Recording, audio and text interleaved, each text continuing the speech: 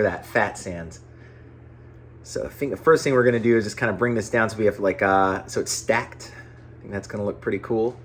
And let's go over here to the vector icon template. That feels like something we could possibly use. And we're going to turn on our outlines right now. We are just kind of doing that same thing we do on so many of these Y2K fonts. That outline is what really sells it as a Y2K era font.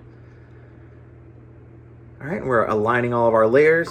This, I think, is going to look really cool. This is sort of a mid-century modern. This is really, really what I'm leaning towards. Yeah. See how these fit in. Maybe right there. Ooh, that's really starting to look comfortable. One thing we can do is we can kind of extend, similar to what we've done on, I think maybe Saber Shark was the font we did on a previous episode, where we kind of extended the parts of the letter to just kind of stretch out a little bit more and kind of cut off a little bit. Just, it has sort of a future eraser kind of vibe, that wipeout kind